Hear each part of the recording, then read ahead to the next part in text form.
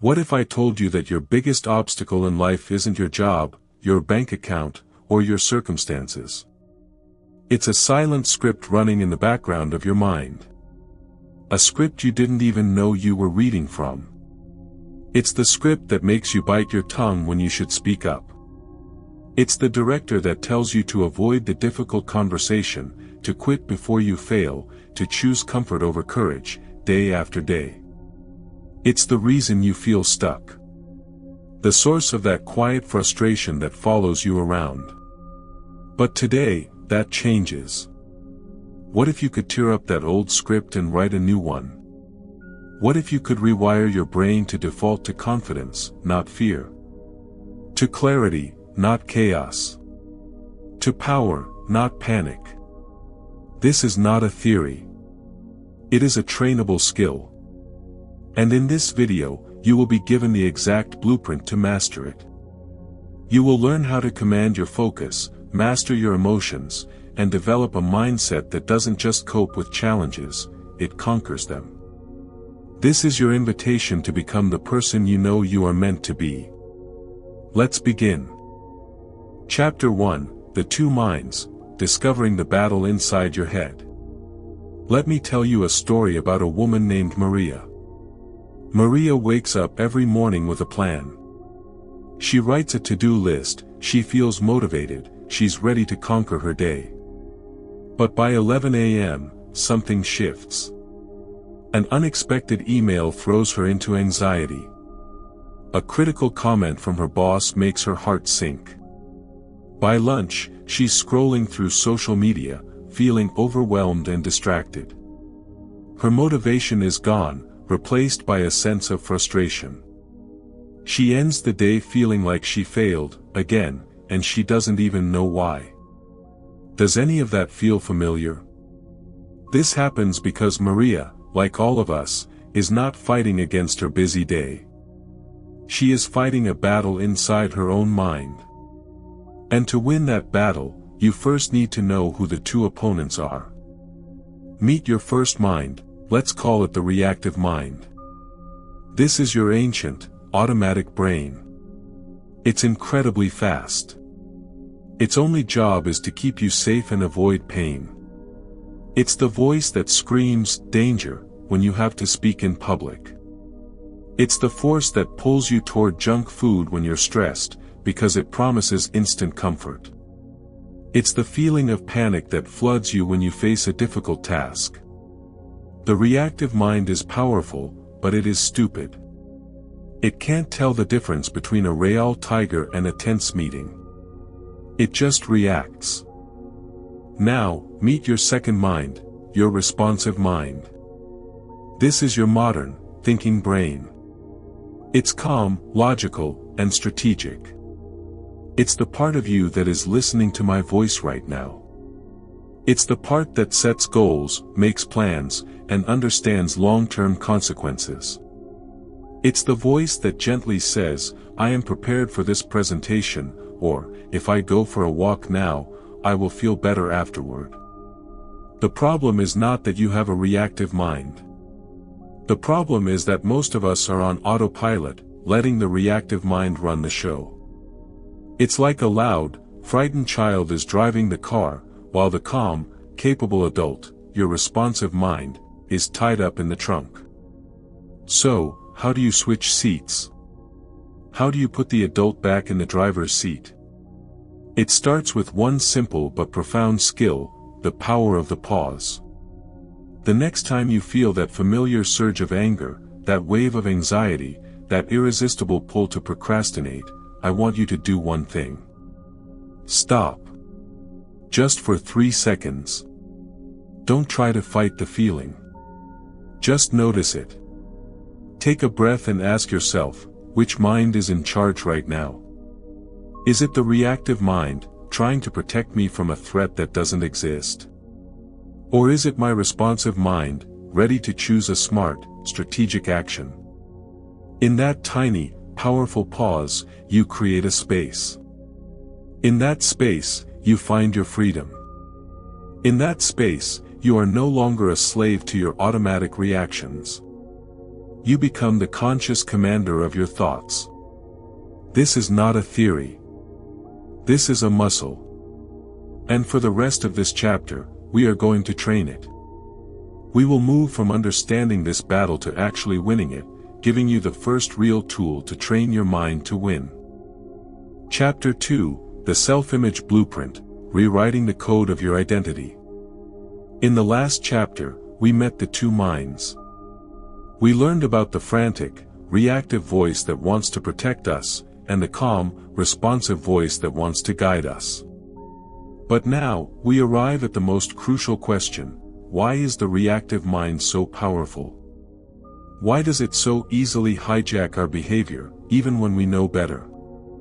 The answer lies in a hidden master program that runs in the background of your subconscious. This program is more powerful than your goals, your willpower, or your intentions. It is called your self-image. Your self-image is the mental and emotional picture you have of yourself. It's not who you actually are, it's who you believe you are.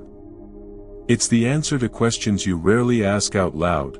Am I a disciplined person? Am I good with money?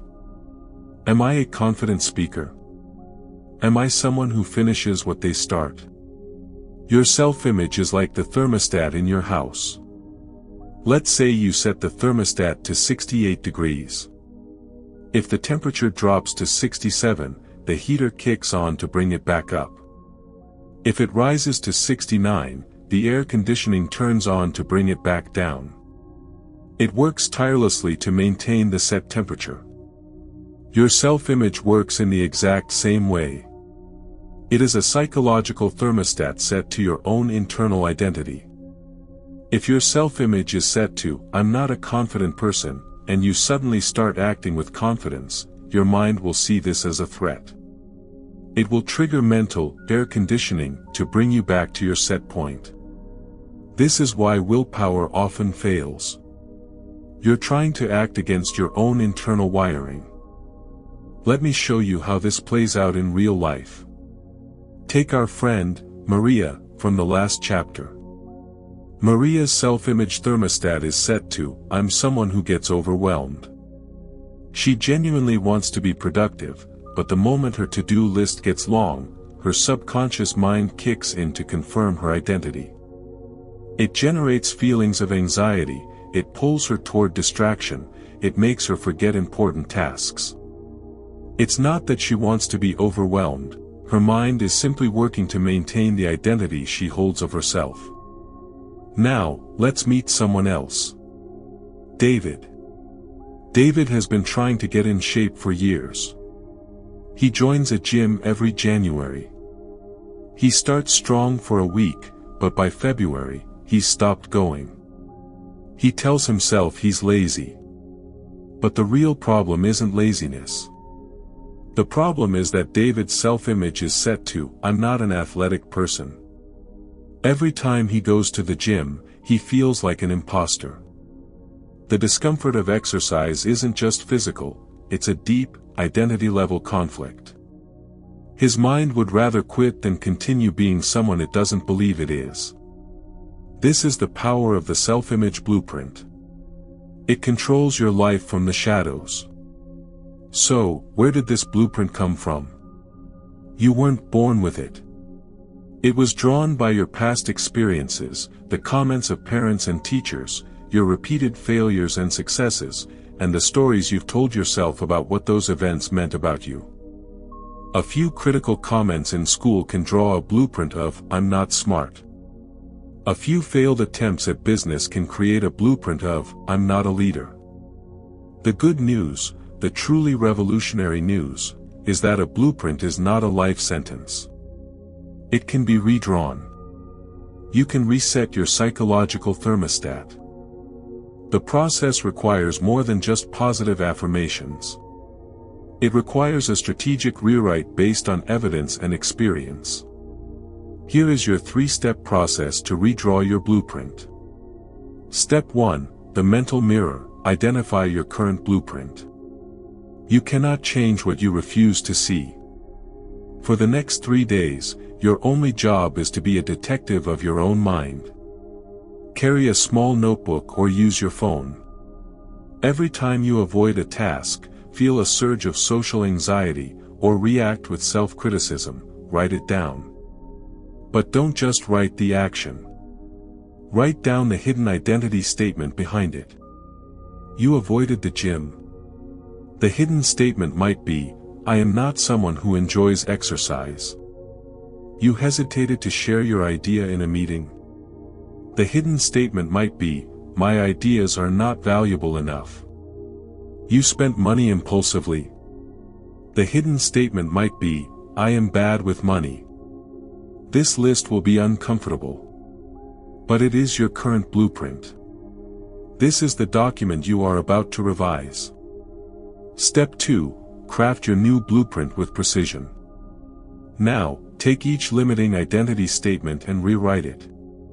But be strategic. Your subconscious mind rejects lies. If you write, I am a billionaire, when your bank account is empty, your mind will rebel. Instead, frame your new blueprint in a way that is both aspirational and believable. Use the language of becoming. Instead of, I am a confident public speaker. This may feel like a lie. Try, I am becoming more confident every time I express my ideas. Instead of, I am a perfectly disciplined person. Try, I am building my discipline muscle with every good choice I make. Instead of, I am amazing with money. Try, I am learning to manage my money wisely and make it grow. See the difference? The new statements are progressive, truthful, and acceptable to your subconscious. Step 3. Install the new blueprint with evidence. This is the most critical step. A new blueprint is just words until you provide proof to your subconscious. You must collect evidence that supports your new identity. If your new blueprint is, I am building my discipline muscle, then you must go out and create small, manageable acts of discipline. Make your bed. Finish a report 30 minutes early. Choose water over soda. With each completed act, consciously tell yourself, see. This is who I am. I am someone who follows through. If your new blueprint is, I am learning to be a calm communicator, then your evidence might be taking one deep breath before responding to a stressful text. That single breath is all the evidence you need for that day. You are collecting receipts, proving your new identity to yourself, one small victory at a time. This isn't a one-day process. It's a daily practice of acting like the person you want to become, until your subconscious mind finally accepts the new evidence and says, okay, I see. This is who we are now. It resets the thermostat. Your old identity kept you safe, but it also kept you small. Your new identity will require courage, but it will lead you to a life of growth and true capability. You are not fixing a broken person. You are upgrading the operating system of a perfectly capable one. In the next chapter, we will take this new blueprint and use it to master the most powerful force in your life, your emotions. We will learn how to stop being hijacked by your feelings and start using them as a strategic guide. The journey to mastering your inner world continues. Chapter 3, The Emotional Mastery Protocol, Transforming Your Inner Alarm System. In the last chapter, you did the most profound work of your life. You began the process of redrawing the blueprint of your identity. You started to shift from, I am someone who gets overwhelmed, to, I am building my focus, from, I am not an athlete, to, I am becoming stronger every day. But now, we face the most common place where this new identity gets tested and shattered, the world of your emotions. Because you can decide you are a calm and confident person, but then your boss criticizes your work, and a surge of hot anger floods your body. Your heart hammers in your chest, your face flushes, and all those calm, confident thoughts vanish. In that moment, it feels impossible to be the person you want to be. This is where most people give up. They think, see, I knew I wasn't a calm person.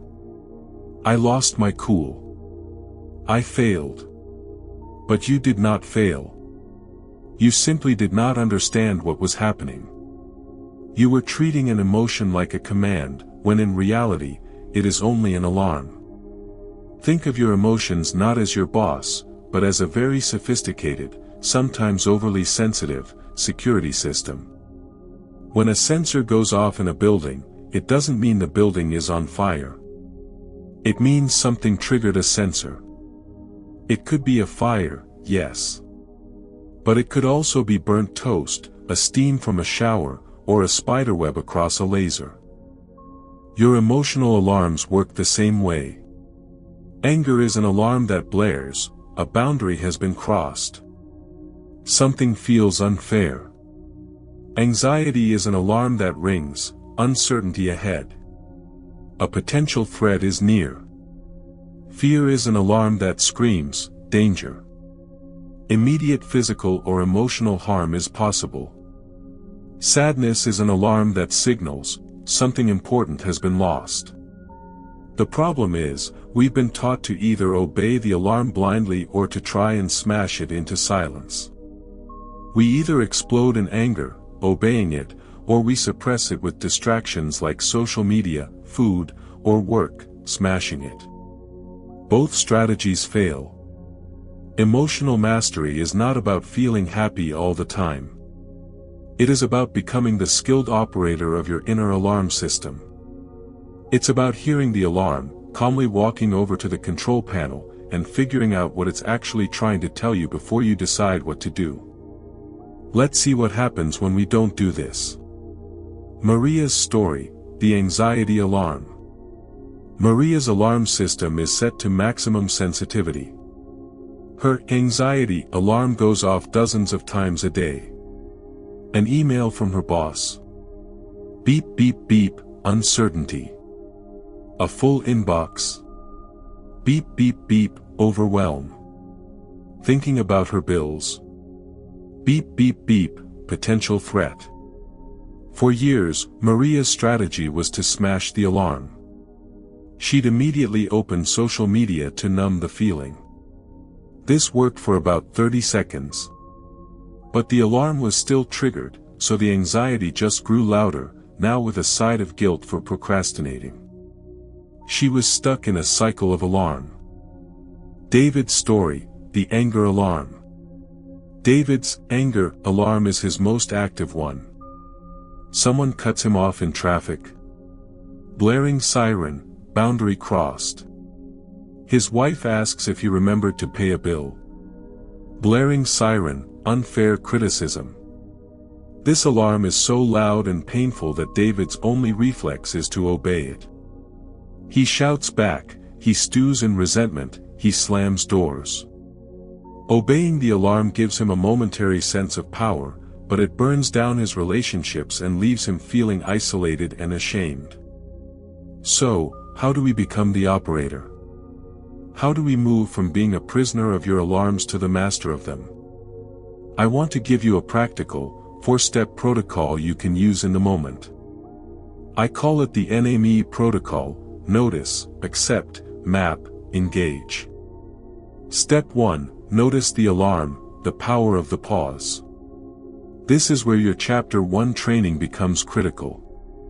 The moment you feel the emotional surge, the heat of anger, the tightness of anxiety, you must create a pause.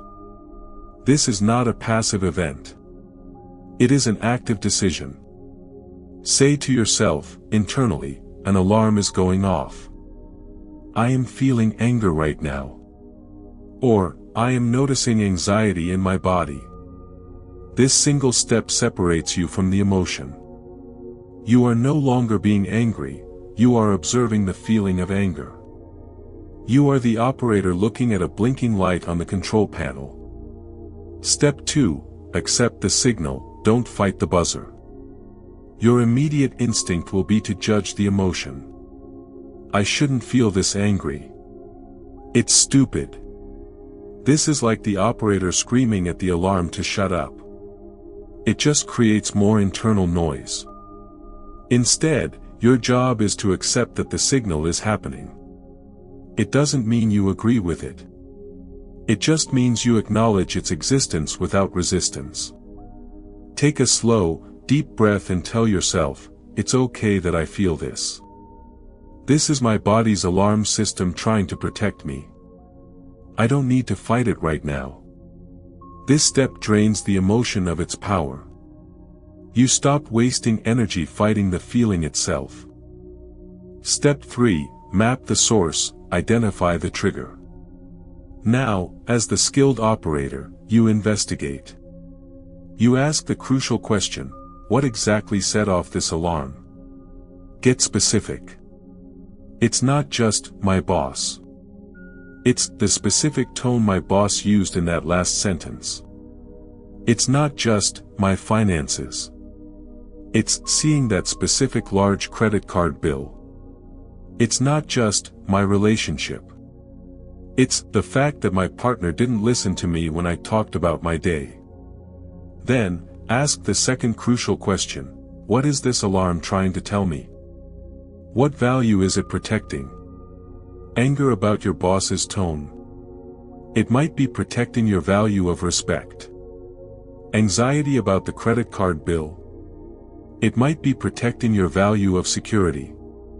Sadness about your partner not listening. It might be protecting your value of connection. You are now no longer a victim of a random feeling.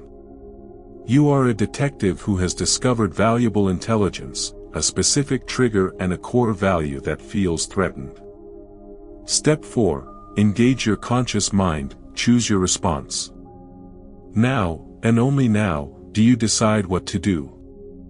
With the alarm acknowledged and the intelligence gathered, you can ask your conscious, responsive mind, what is the most constructive and strategic response to protect this value? The value is respect. Obeying the anger alarm would mean shouting. Smashing it would mean sulking silently. A strategic response might be, I will schedule a calm conversation later to discuss communication styles. The value is security. Obeying the anxiety alarm would mean panicking. Smashing it would mean ignoring the bill. A strategic response might be, I will sit down tonight and create a new budget to regain a sense of control. The value is connection. Obeying the sadness alarm would mean giving your partner the silent treatment. A strategic response might be, I will gently express that I felt hurt when I wasn't listened to, because sharing my day with you is important to me. Do you see the monumental shift? You are no longer a puppet jerked around by emotional strings. You have moved from reaction to response. This protocol is a muscle. The first 10 times you try it, you might only remember to do step 1 after you've already yelled. That's okay. That is still progress. You are building a new, elite skill, the skill of emotional mastery. Your emotions are not the enemy. They are a profound source of data about what you care about. When you learn to hear their message without letting them take the wheel, you unlock a level of inner power and peace that most people never believe is possible. In the next chapter, we will take this calm, empowered state and focus it like a laser beam. We will learn how to cut through the noise of the modern world and build an incredible power, the power of unbreakable concentration. Chapter 4, The Focus Factory, Building Your Concentration Fortress in a World of Distraction. In the last chapter, you became the master of your inner alarm system. You learned to hear the sirens of anger, anxiety, and fear not as commands to panic, but as signals to investigate. You learned the NME protocol and began the journey from being emotionally reactive to becoming strategically responsive. This is a monumental achievement. But now, we face the external world, which is designed to shatter that hard-won inner calm. It's time to build a fortress for your mind. Let me introduce you to Leo. Leo sits down at his computer, determined to finally write the report he's been putting off. He opens the document. He types the title. Then, a little notification pops up in the corner of his screen, a new email. "I'll just check this quickly," he thinks. The email leads him down a rabbit hole for 15 minutes. He returns to the report, writes one sentence, and then his phone buzzes. A text message. He replies. Then, almost automatically, his thumb opens a social media app. He scrolls for another 10 minutes, looks up, and feels a wave of self-loathing. An hour has passed, and he's written one sentence. He feels exhausted, frustrated, and stupid. Does this feel familiar? Leo isn't lazy. He isn't undisciplined. His problem is that he is trying to light a single candle in the middle of a hurricane. The modern world is that hurricane, a constant, brutal storm of notifications, alerts, open tabs, and infinite scrolling designed to steal your attention. In this chapter, you will learn to build a fortress against that storm. You will learn to cultivate the superpower of the 21st century, deep, unbreakable focus. The myth of multitasking and the true cost of distraction. We have been sold a lie. The lie is that multitasking is a sign of efficiency and intelligence. The truth is that your brain cannot focus on two conscious tasks at once. What it actually does is, task switch. It rapidly toggles back and forth between different points of attention. Every time you switch, from your report to an email, back to the report, then to a text message, there is a cost. This cost is called attention residue, where a part of your brain is still stuck on the previous task. It's like a mental tax on every switch you make. Studies show it can take over 20 minutes to regain a state of deep focus after a significant interruption. You are not saving time by multitasking, you are shattering your concentration and ensuring that everything takes longer and is done worse. The feeling of being busy all day but accomplishing nothing is the direct result of a fractured attention span. You are burning mental energy on the act of switching itself, leaving nothing in the tank for the work that truly matters. The two enemies of focus. To build our fortress, we must know what we are building it against. External distractions, these are the obvious ones. The pings, dings, and rings from your phone. The notifications on your computer. The noise from a nearby television. The colleague who pops by your desk to chat. These are the attacks on your fortress from the outside. Internal distractions, these are the more subtle, and often more powerful, enemies. This is the voice of your reactive mind. The anxiety that says, "I should be doing something else." The sudden urge to check the news when the work gets difficult. The replaying of a past conversation or the worrying about a future event. These are the traitors inside the fortress walls. Most people only fight the external distractions. They install website blockers and put their phone in another room. This is a great first step, but if you haven't dealt with the internal distractions, you will still find a way to sabotage yourself. You'll start staring out the window, or you'll get up to just get a snack for the 5th time. True focus is built by fortifying against both enemies simultaneously. The FCT method, forge your focus. Here is your 3-part blueprint for building your concentration fortress. This is the focus, clarity, and time boxing, FCT, method. Part 1, fortify your environment, the outer wall. This is about systematically eliminating the external distractions. You are creating a physical space that screams to your brain, it is time to focus. Declare digital martial law. When you sit down for a focus session, your phone goes on do not disturb mode and goes into a drawer, in another room. This is non-negotiable. Tame your computer, close every single tab and application that is not essential for the one task you are doing. Use a full screen mode for your writing or design program. If you need to, use website blockers to lock you out of social media and news sites during your work blocks. Curate your soundscape. Silence is often as distracting as noise for many people. Instead, use tools to your advantage. Listen to ambient soundscapes like rain, a coffee shop, or white noise, or instrumental, lyric-free music. This creates a consistent audio blanket that smothers unpredictable, jarring sounds. Your environment must be engineered to make focus the easiest, most automatic choice. Part 2. Calm the inner chaos, the inner keep. Now, we deal with the traitors inside the walls. Your internal distractions are often just your reactive mind's way of avoiding discomfort or uncertainty. The mind dump ritual. Before you begin a focus session, take exactly 5 minutes. Get a notebook and write down every single thing swirling in your head. Email Sarah back. Worry about project deadline. Remember to buy milk. I'm anxious about the meeting at 3 p.m. Getting it out of your head and onto paper tells your brain, it is safe to let this go for now.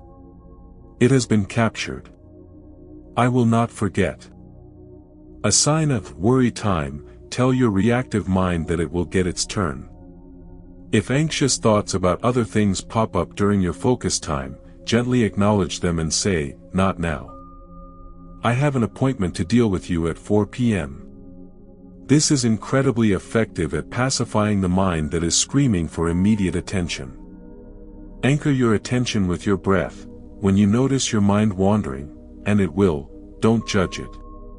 Just gently guide it back to the physical sensation of your breath. Feel the air moving in and out. This one act is a rep for your focus muscle. The entire practice of focus is the gentle, non-judgmental return of your attention, again and again. Part 3. Time box your triumph, the battle plan. You cannot just say, I will focus now. That is too vague. You need a concrete battle plan. This is where time boxing, specifically the Pomodoro technique, becomes your secret weapon. Here is how it works. Choose your one task. Based on your new clear mind from the mind dump, decide on the single most important thing to accomplish. Set a timer for 25 minutes. This is not a random number. It is long enough to get into a flow state, but short enough to feel manageable and not intimidating. Work with ferocious focus. For those 25 minutes, your universe consists of only that one task. If you have another idea or remember something else, you write it on your mind dump page and immediately return to the task. Take a mandatory 5-minute break. When the timer rings, you must stop. Stand up. Walk away from your desk.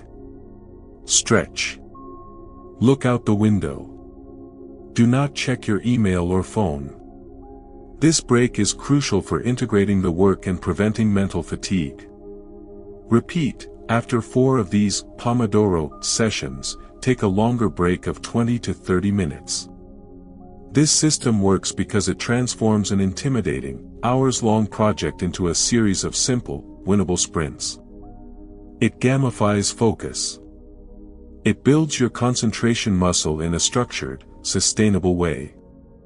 Leo, from our story, started using the FCT method. He began his day with a mind dump. He silenced his phone and used a website blocker. He worked in 25-minute sprints. Within a week, he wasn't just completing his reports, he was finishing them in half the time, with twice the quality, and he ended his days feeling energized and in control, not drained and defeated. Focus is not something you have, it is something you build. It is a fortress you construct, brick by brick, through the daily practice of managing your environment, calming your inner world, and working in focused, timed bursts. In the next chapter, we will take this powerful, focused mind and make it resilient. We will learn how to face setbacks, failure, and criticism without crumbling, how to build a mind that doesn't just work well, but one that cannot be broken. Chapter 5, The Resilience Engine, Building a Mind that Bends but Never Breaks. You have now built a remarkable foundation. You can notice the battle between your reactive and responsive minds. You have begun rewriting the blueprint of your identity. You can navigate your emotions with skill, and you can harness deep focus to accomplish what matters. But now, we must prepare for the inevitable. Because life is not a calm sea. It is an ocean with sudden storms. A project you poured your heart into will fail. A person you trust will let you down. An unexpected crisis will drain your savings. An illness will disrupt your plans. This is not pessimism, this is reality. And in these moments, everything you've built will be tested. The difference between those who are broken by these storms and those who are forged by them comes down to one critical skill: resilience. Resilience is not about being so tough that you never feel pain. It is not about pretending everything is fine when it's not. That is fragility in disguise. True resilience is the ability to meet adversity, to feel the full force of the blow, and yet to have a mind that knows how to process the pain, learn the lesson, and rebuild itself, stronger and wiser than before. It is the quality of a willow tree that bends violently in a hurricane but does not snap, while the tough oak tree splinters. In this chapter, you will learn how to build this willow tree mind. You will install a resilience engine that automatically kicks in when you face failure, criticism, or pain. The failure that defines us, or doesn't. Let's return to Maria, who has been applying all she's learned. She's been more focused, she's managed her anxiety, and she felt confident enough to lead a critical new project at work. She worked tirelessly for 3 months. And today, her manager told her the project is being cancelled. It's deemed not a priority. All that work, all that passion, for nothing. In this moment, Maria's mind is at a crossroads. 2 paths branch out before her. Path A, the identity collapse.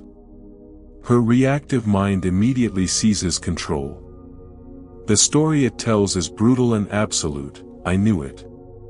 I'm a failure. All that hard work was worthless. Everyone must think I'm incompetent. I should never have tried in the first place. This story takes a single event, a project cancellation, and uses it as proof of a permanent, flawed identity. This path leads to burnout, cynicism, and a fear of ever trying again. Path B, the resilient response. This is the path we will train for. It does not ignore the pain or the disappointment. Maria feels it fully. But her responsive mind soon steps in and begins to ask different questions. This hurts, but what can I learn from it? How can this experience make me better? What is this freeing me up to do next? The entire science of resilience is about learning to choose path B. It's about installing a mental filter that catches the destructive story of path A and transforms it into the constructive fuel of path B. Building your resilience engine, the DR framework. To make this shift automatic, you will use a 3-part framework. Practice this after any setback, big or small. It's the DR framework: detach, analyze, reframe. Step 1, detach, separate the event from your identity. The first and most crucial step is to create space between what happened and who you are. Your initial reaction will be to fuse them together. I failed becomes, I am a failure. Your job is to surgically separate them. Use this sentence structure. Instead of, I am a failure because my project was cancelled, say, my project was cancelled. That is an event. It is not my identity. Instead of, I am unlikable because they didn't text me back, say, they didn't text me back. That is a behavior. It is not my worth. This is not word games. This is neurological first aid. It stops the toxic cascade of shame from flooding your brain and shutting down your problem-solving capabilities. You are moving from a fixed mindset, "This is who I am," to a growth mindset, "This is a situation I am facing."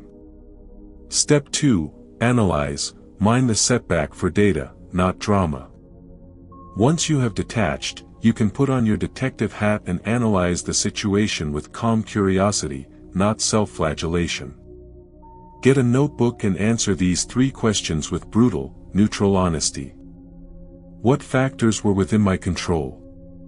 My effort, my preparation, my communication up to a certain point. What factors were outside of my control?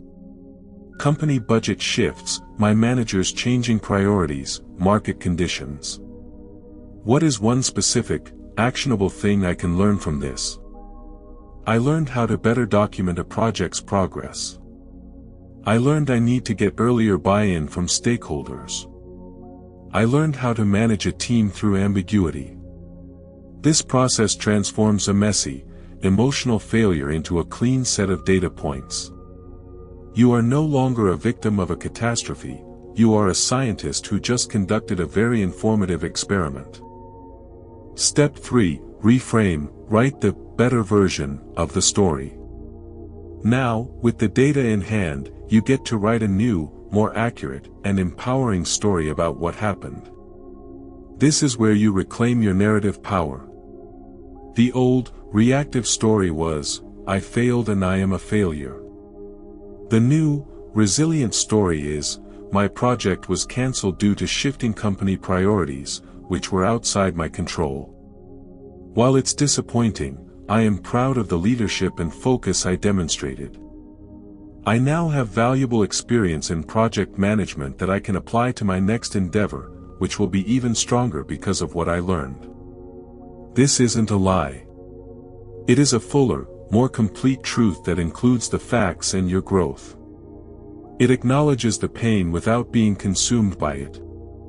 Real-life scenarios, applying the DAR framework. Let's see how this works in different areas of life. A personal failure, you try to run a 5K and have to walk halfway through. Detach, I had to walk during my run. This is an event, not my identity. Analyze, within my control, I started too fast. Outside my control, it was hotter than I expected. Lesson, I need to practice pacing and check the weather. Reframe, my first 5K attempt taught me about pacing. Now I have a better strategy for my next training run. A professional criticism, your boss says your presentation was unfocused.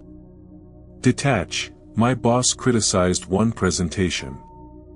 This is feedback on a single piece of work. Analyze, within my control, I could have practiced more and cut 2 slides. Outside my control, my boss was stressed about another deadline.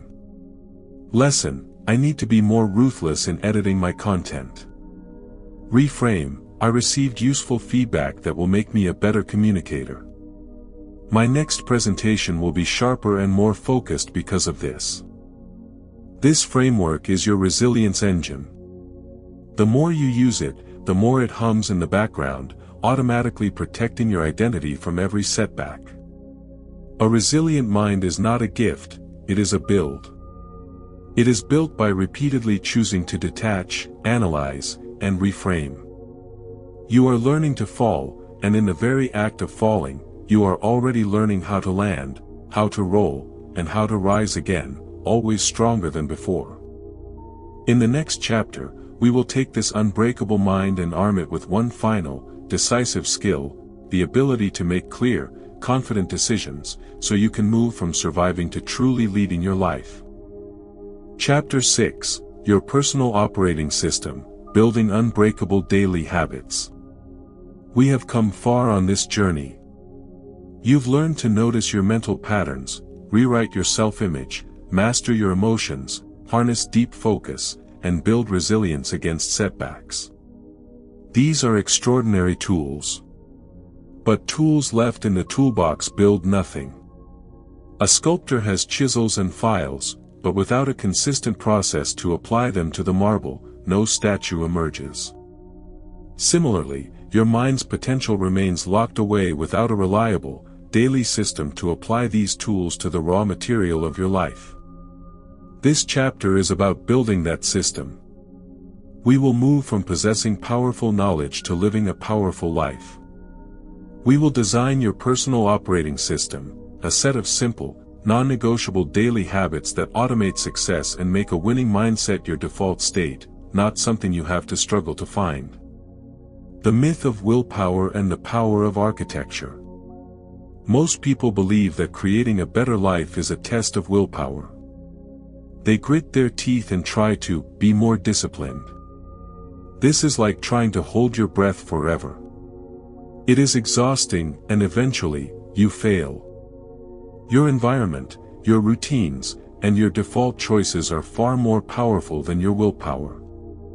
Think of willpower as a muscle. It gets tired. If you spend your willpower forcing yourself to avoid social media, to resist junk food, and to drag yourself to the gym, you will have none left for the creative, important work of your life. The secret is to architect your life so that the right choices become the easy choices, and the wrong choices require conscious effort. You don't need more willpower, you need a better design. Introducing the Trinity of Transformation, the 3 core habits. Your personal operating system rests on 3 foundational pillars, practice daily. They are designed to be so simple that you cannot fail to do them, yet so profound that they will reshape your entire experience. Habit 1, the morning alignment, 5 to 10 minutes. Your morning does not determine your day, it frames it. This is not about a 60-minute yoga and meditation ritual. It is a quick, powerful alignment of your mind. Step 1, intentional breathing. 1 minute sit quietly and take 10 deep, slow breaths. Do not try to clear your mind. Just feel the air moving in and out. This pulls you out of the reactive mind and into the present moment. Step 2, identity statement. 1 minute state your new blueprint out loud. I am a focused and resilient person. I am building a life of energy and purpose. This sets your psychological thermostat for the day. Step 3, preview the day. 3 to 5 minutes scan your calendar. Identify the one most important task for the day, the one thing that, if accomplished, would make the day a success. Visualize yourself handling your most challenging scheduled event with calm and competence. This habit ensures you start the day as the pilot of your mind, not the passenger. Habit 2, the focus block, 60 to 90 minutes. This is where you apply the focus factory principles from Chapter 4 in a structured, daily way. The rule, each day, you protect a single, uninterrupted block of time for your most important task. This is a sacred appointment with your priorities. The execution, use the Pomodoro technique during this block. 25 minutes of ferocious focus, 5-minute break. Phone off, notifications silenced, tabs closed. The mindset, this is not about checking items off a list. It is about honoring your commitment to what matters. The quality of this one block is more valuable than 8 hours of fractured, distracted busywork. By guaranteeing yourself 1 hour of profound productivity, you build a core of confidence and accomplishment that energizes everything else you do. Habit 3, the evening recalibration, 5 to 10 minutes. If the morning frames your day, the evening files it away and prepares the frame for tomorrow. This habit prevents the buildup of stress and regret. Step 1, the what went well. Review, 3 minutes write down 3 things that went well today. They can be tiny. I handled a frustrating email calmly. I finished my focus block. I drank a glass of water. This trains your brain to scan for success, building optimism. Step 2, the one lesson journal. 2 minutes, write down one single lesson you learned today. It could be about yourself, your work, or your relationships.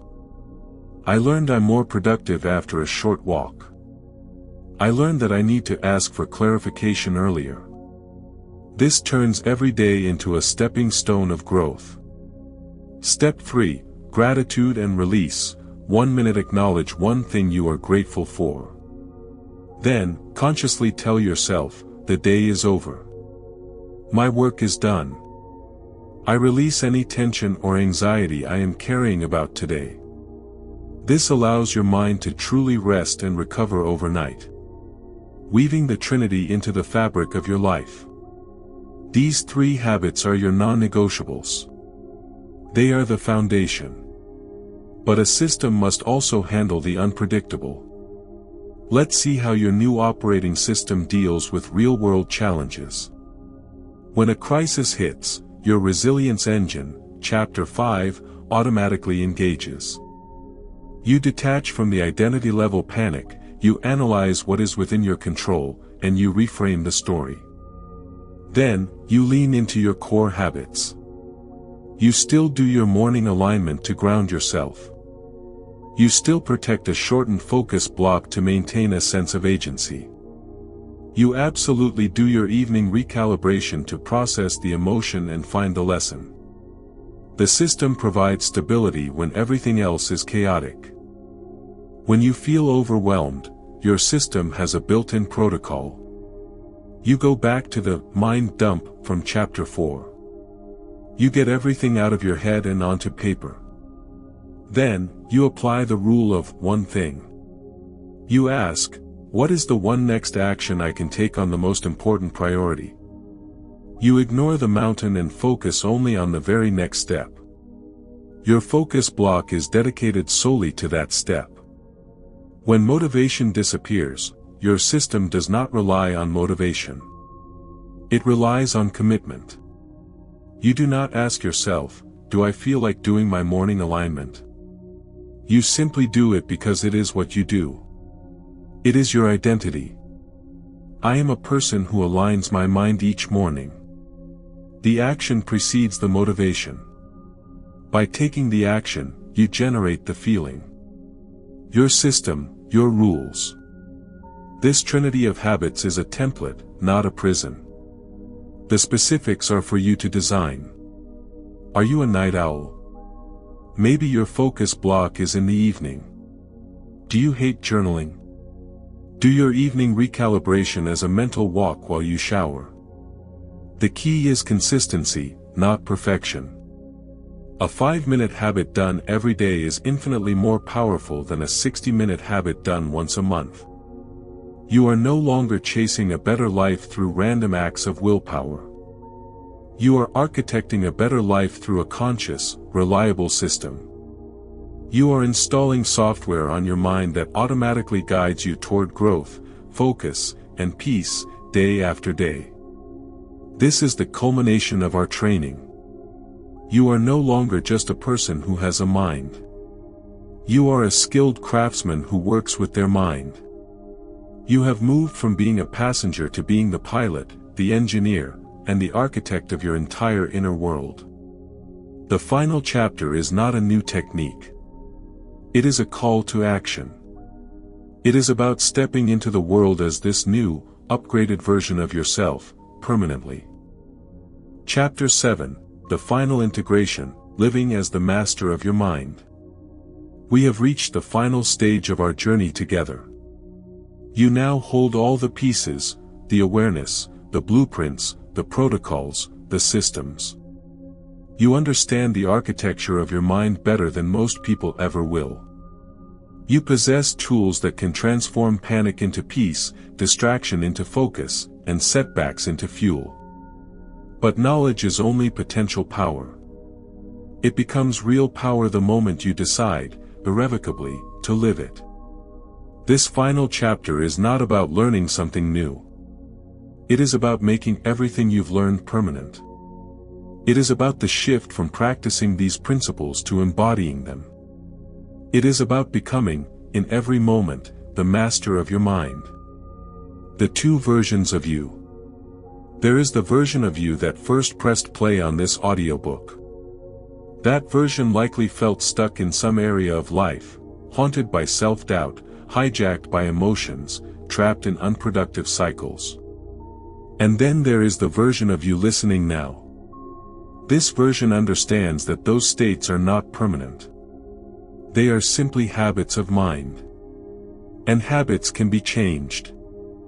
The bridge between these two versions is not a single, magical leap. It is a path you build by walking it every day. It is the conscious, deliberate choice to apply your training when it is easy and, more importantly, when it is hard. Your new reality, the 4 shifts. When you fully integrate this training, your entire experience of life will shift in 4 fundamental ways. From victim to architect, you will stop seeing yourself as a victim of your circumstances, your biology, or your past. You will see yourself as the architect of your present and future. A difficult emotion is no longer a tsunami that drowns you, it is weather inside your ecosystem that you have learned to navigate. A failure is no longer a verdict on your worth, it is data for your next design. This shift in perspective is the foundation of all true power. From problem-obsessed to solution-focused, the untrained mind gets stuck in the loop of, why is this happening to me? It obsesses over the problem. Your trained mind now automatically asks, what can I do with this, and how can I move forward? This is not positive denial, it is pragmatic power. You spend your energy on what you can influence, not on what you cannot change. From seeking permission to trusting your process, you will no longer wait for the perfect moment or external validation to take action. You will trust your system, your morning alignment, your focus blocks, your evening recalibration. You will trust your ability to handle discomfort. This internal validation makes you unshakable. You become the source of your own confidence. From fighting yourself to partnering with yourself, the internal war ends. Your reactive mind is no longer an enemy to be defeated, it is a loyal, if overzealous, guard dog. You thank it for its warning, you reassure it that you have the situation handled, and you let your responsive mind lead. You become your own most supportive ally, your own wise coach, your own safe harbor. The ultimate habit, the daily choice. The final mastery boils down to one simple, daily habit, the choice. Every morning, you choose to align your mind. Every time a trigger arises, you choose to pause and name the emotion. Every time you sit down to work, you choose to focus. Every time you face a setback, you choose to detach, analyze, and reframe. Every evening, you choose to recalibrate and learn. None of these choices are monumental on their own. But together, day after day, they form the substance of a life lived with intention, power, and peace. They are the bricks that build the masterpiece of your character. Your mission moving forward. This is not the end. It is the beginning of your real work. Your mission is to take this understanding out into the world, into your home, your workplace, your relationships, and live it. When you have the difficult conversation, you will be present. When you pursue the audacious goal, you will be persistent. When you face the unexpected crisis, you will be resilient. When you feel the pull of old habits, you will be disciplined. Do not aim for perfection. Aim for consistency. Some days you will stumble. You will forget to pause. You will react instead of respond. This is not failure, it is part of the training. The master has failed more times than the beginner has even tried. The only true failure is to stop getting back up. You now have the map. You have the tools. You have the strength. The training is over. The living begins. Go forward now, not as the person you were, but as the person you have chosen to become, calm, focused, resilient, and powerfully in command of the one thing that truly determines your life, your mind. You are ready. You were always ready. You just needed to remember how. Chapter 8, The Unbreakable Mind, Your Quick Action Guide to Lasting Mental Strength. This is where your training crystallizes into lasting power. You have learned a complete system for mental mastery. Now, let's compress everything into a quick action guide, the essential principles you must remember to keep your mind strong for life. The core principle: you are the commander. Your mind is not your master, it is your most powerful tool. Every time you feel reactive, remember, the space between trigger and response is where your power lives. You are the conscious operator of your mental machinery. Your 5-point mental mastery checklist. Know your two minds, Chapter 1. Fast mind, reactive, your automatic, fear-based protector. It shouts, danger, to everything. Slow mind, responsive, your calm, strategic leader. It asks, what's the smart move? To remember, when stressed, pause. Ask, which mind is talking? Choose the slow one. Guard your self-image, Chapter 2. You perform in line with who you believe you are. Your identity is your mental thermostat. To remember, you are not your past. Your identity is not fixed. Every day, state your new blueprint: I am becoming a more confident/focused/resilient person. Master your emotions with the NME protocol, Chapter 3. Notice the feeling without judgment.